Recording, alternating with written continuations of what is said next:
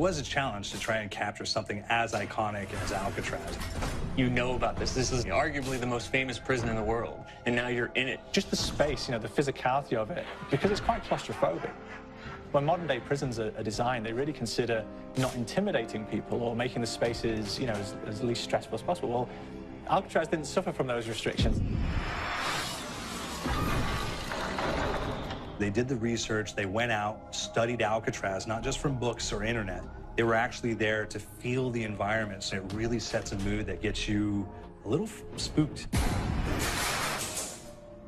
Well, we kind of started with the base layout of Alcatraz. The entire island we ended up roughing out in kind of a white box form, and then figuring out what play spaces we wanted to use out of that, what would be the most interesting areas to play in, and the connections between spaces, and spaces that the public doesn't necessarily get to go into. We really did a lot of pushing to really enhance that psychological horror aspect that we're really looking for. And this is a really good opportunity to really tell something special. Like I got stuck right through the gates to hell!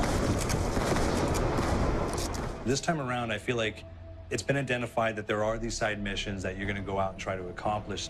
Al and the rest of the groups put together this escape plan, but the point is to get the parts and assemble this plane so they can get off the island.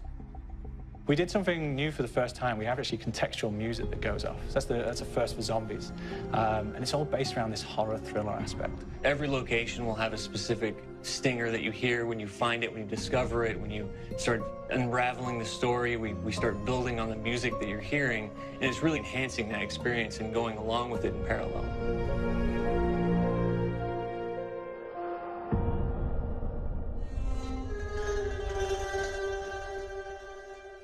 Because we wanted to embrace this kind of horror thriller element, we wanted character actors, guys who could really embody someone and then convey emotion. So that's why we went for guys like Ray Liotta, getting in that kind of guy, we wanted the frantic nature. So he plays a character called Billy Handsome, who's this kind of psychopath who would be employed by the mob to kill people in interesting ways. Chaz Palminteri, he plays a guy called Sal DeLuca, an old mob boss. Michael Madsen playing Finn O'Leary. He's kind of worked himself from the floor, from the streets. He's got his hands dirty in the blood and the guts a couple of times. And then we had Joe Pantoliano, and he plays Arthur Arlington, who's nicknamed the Weasel. Those guys, they bring a quality and a subtlety and timing that you can't really identify or try to recreate. Bring it on, dirtbags! You start off in the afterlife mode, and that's just going to be what's going on. You're going to try to solve the mystery from the second you start. Afterlife, to me, brings a new element, like a new puzzle element. It forces me to think a little bit more or look for the clues or kind of think of zombies on a slightly deeper level. You see clues throughout the map that tell you, ooh, perhaps if I'm in the afterlife, I can interact with this object, or there's some puzzle going on here that I need to be in the afterlife. Back east, I whacked a dirty dentist with one of these. Took forever, too. Alcatraz has a Civil War kind of fort background before it turned into a penitentiary. And so we had this kind of backstory, the idea that the warden would have collected Civil War weaponry. One of them is a blundergat. It's a fictional weapon, but the idea of the combination between a blunderbuss and a Gatling gun. And possibly, there might be a way of upgrading it to a more fantastical weapon that the players may find. You all gotta go sometime?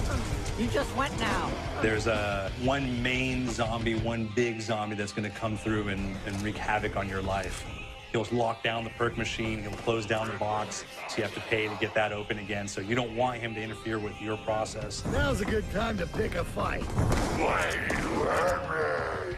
It's a fun challenge. It keeps things moving forward. In terms of perks, we have a new perk called Electric Cherry. When you reload, it gives a shock around, which scales over time. I was asking for it, Greaseball. There is so much to experience in this map. Every time I play it, there's a new tactic to take, a new experience, a new objective to go for. But there's also this layer of things that we aren't exactly exposing to the players right off the bat and will need to be discovered. Don't let me go. Is it the calling we hear? We've got the undead in there, we've got these historical elements, and these fantastic actors all seem to be with peace with each other in this kind of same world. So It's magical, and our team is incredibly excited by it. This is the call.